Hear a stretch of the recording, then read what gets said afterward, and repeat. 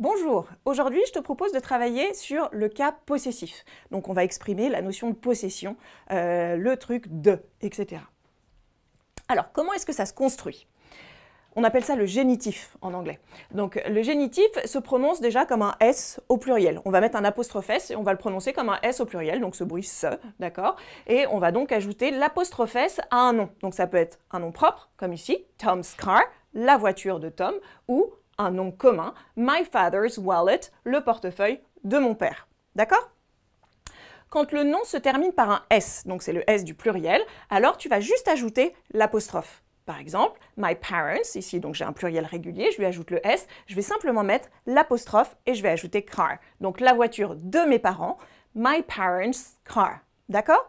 En revanche, attention, si c'est un prénom, on a dit tout à l'heure qu'on pouvait mettre l'apostrophe S devant un prénom, si le prénom par exemple se termine par un S, comme c'est le cas ici sur James, alors tu devras quand même mettre l'apostrophe S. Tu diras James's car. Et on va bien l'entendre, James's, d'accord? James's car. Ou alors, tu vas aussi rajouter apostrophe S devant après les pluriels irréguliers. Par exemple ici, children. Donc ça va te donner the children's class, d'accord? La classe des enfants. C'est clair? On va utiliser ce génitif, donc cette apostrophe S, d'accord, pour des noms qui désignent, alors, soit des personnes ou des animaux. Par exemple, ça va te donner Sam's book, le livre de Sam. Ici, ça désigne la personne, d'accord? Ou alors, the horse's tail, la queue du cheval, d'accord? Tu vas l'utiliser également pour tout ce qui est lien de parenté, donc Mr. Jones's daughter, d'accord? Donc, la fille de Monsieur Jones, là je vois bien que Monsieur Jones c'est son nom, ça termine par un S, donc c'est la règle de tout à l'heure, je dois ajouter l'apostrophe S. Tu vas l'utiliser également pour les parties du corps, the cat's eyes, les yeux du chat.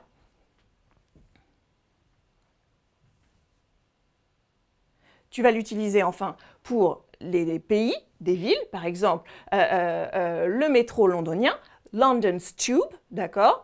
Ou l'histoire d'Angleterre, England's History. Tu vas l'utiliser aussi pour les institutions, les entreprises, the school's headmaster, le chef d'établissement de l'école, ou alors the company's employees, d'accord? Company, c'est donc l'entreprise, et donc les employés de l'entreprise, tu ajoutes également l'apostrophe S. Tu vas l'utiliser pour les moments, le temps. Today's newspaper, le journal du jour, le journal d'aujourd'hui. The week's TV programs, les programmes télé de cette semaine, d'accord? Donc, today, this week, ce sont des moments, donc tu mets l'apostrophe S. Par contre, on utilisera of devant les noms qui désignent des inanimés. Je m'exprime.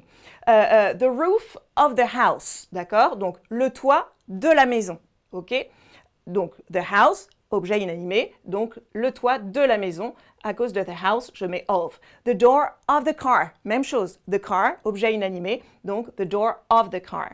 The end of the film, la fin du film. A glass of water, d'accord? Un verre d'eau. Ok? Donc je retiens. Dès qu'il s'agit d'un nom qui désigne quelque chose d'inanimé, je mettrai of. Sinon, pour tout le reste, je mets l'apostrophe S en n'oubliant pas la règle. Si un prénom termine par un S, je mets simplement l'apostrophe. Voilà. Je pense que le génitif n'a maintenant plus de secret pour toi et tu vas pouvoir l'utiliser comme un chef. À bientôt!